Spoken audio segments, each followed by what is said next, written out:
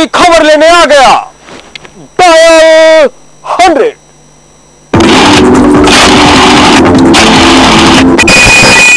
3 अप्रैल 2011 पानी के टंकी में एक लड़के की लाश मिलने से पूरे इलाके में सनसनी फैल गई। यह घटना थी आलमगंज थाना क्षेत्र के गायघाट स्थित बाल सुधार गृह की, जहां पानी के हौज में से एक बाल कैदी की लाश मिली थी। यह लाश राजेश की थी, जिसे 28 मार्च को पटना जंक्शन से लाया गया था।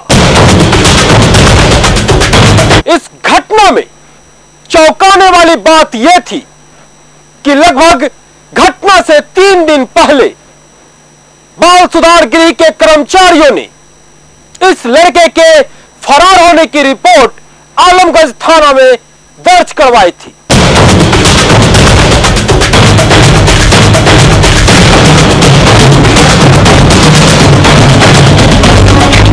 और उसी लड़के की लाश 3 दिन बाद बाल सुधार गृह के पानी के हौज में मिली।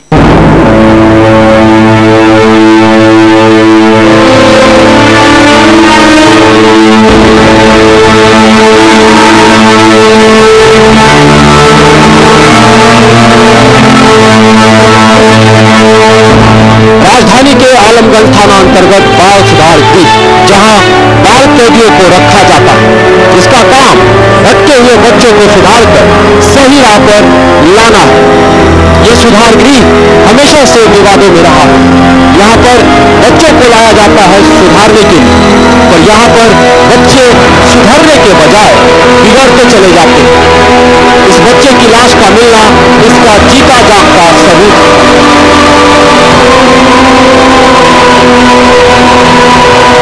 ये बाल सुधार गृह कितना सुरक्षित है, मिली लाश ने इसकी पोल खोल दी है। लाश राजेश की थी, जिसे घटना से 5-6 दिन पहले लाया गया था और 2 दिन बाद ही बाल सुधार गृह के अधिकारियों ने ग्रिल तोड़कर भागने की रिपोर्ट निकट के आलमगंज थाना में लिखवाई थी।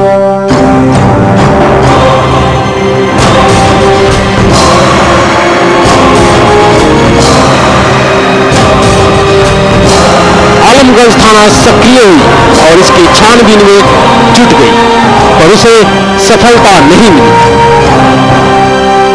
सफलता मिलती भी कैसे?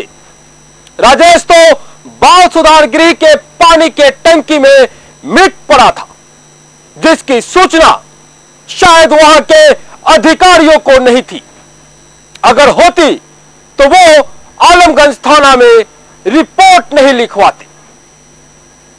लगभग घटना के 3 दिन बाद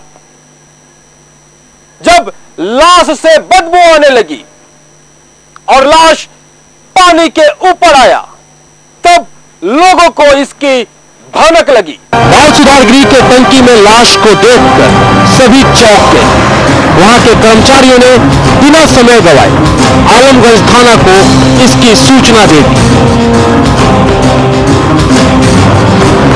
सूचना मिलते ही पुलिस मौकाए वारदात पर पहुंच गई।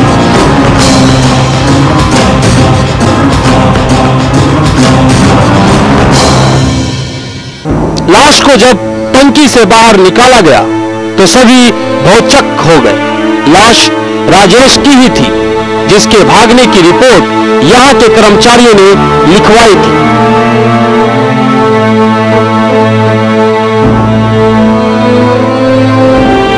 टंकी में मिली लाश ने बाल सुधार गृह के कर्मचारियों को एक बार फिर कटघरे में लाकर खड़ा कर दिया था। वहां के कर्मचारी कुछ भी बताने से परहेज कर रहे थे। अभी जस्ट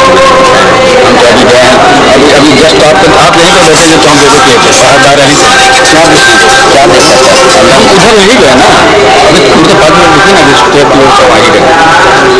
अरे आप अंदर में जाके क्या देखें? हम अंदर में पूछताछ के लिए हमको बुलाया, क्या बोल रहा है जो हुआ हम यहाँ गिनती के लिए आप हो गए तो एक लड़का कम मिला था, यही बताया हुआ था। इसके बाद आप लोग तो प्रताप तो कर देती है, पूरा कब घूमे चारों तरफ घूमे। मौका वारदात पर पहुंची पुलिस इस मामले की तह में जाने के लिए तहकीकात में जुट गई। पुलिस के समझ में नहीं आ रहा था कि आखिर राजेश पानी के टंकी तक पहुंचा कैसे। वो खुद उसमें गिर गया या उसे मारकर किसी ने उसमें डाल दिया। मौका वारदात पर पहुंची पुलिस इस घटना के संबंध में कुछ भी नहीं बता पा रही थी।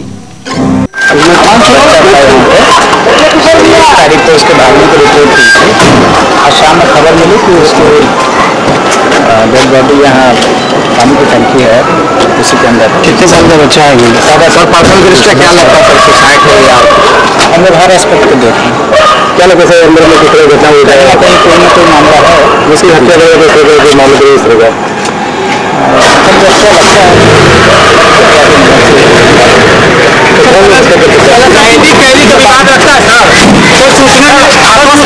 पुलिस जरूरी तहकीकात कर वहां से चली गई।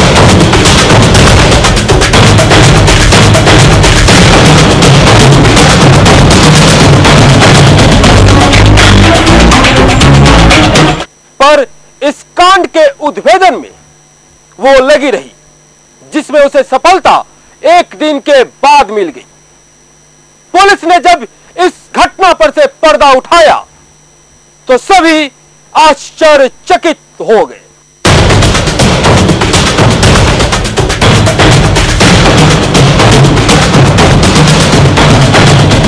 बीड़ी और खैनी राजेश के मौत का कारण बना था। दरअसल बाल सुधार गृह में बंद सोनू राजेश के आने के बाद से ही खैनी और बीड़ी के लिए पैसा मांग रहा था।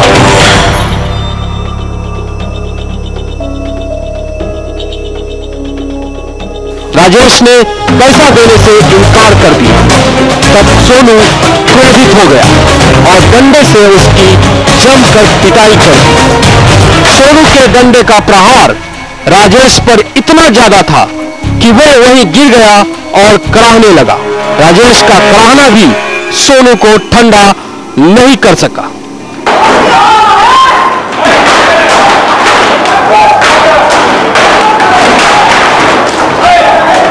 या यूं कह ले कि पिटाई के बाद भी उसका मन नहीं भरा।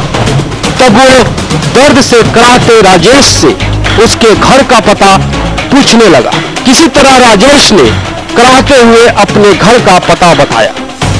राजेश की हालत बिगड़ती जा रही थी। उधर उसके घर का पता जानने के बाद सोनू ने अपने दोस्त बिट्टू, शहजादा, राकेश व अमरजीत के साथ मिलकर राजेश को पानी के टंकी में डाल दिया।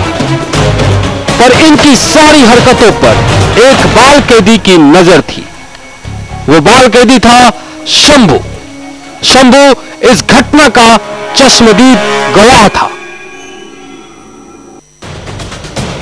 उसने इस घटना को अपनी आंखों से देखा था।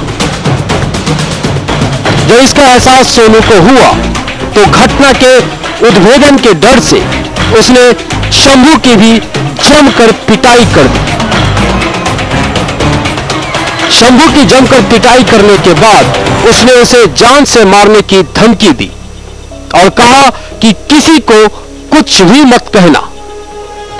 ये कहकर उसने शंभू को बाथरूम के अंदर बंद कर दिया।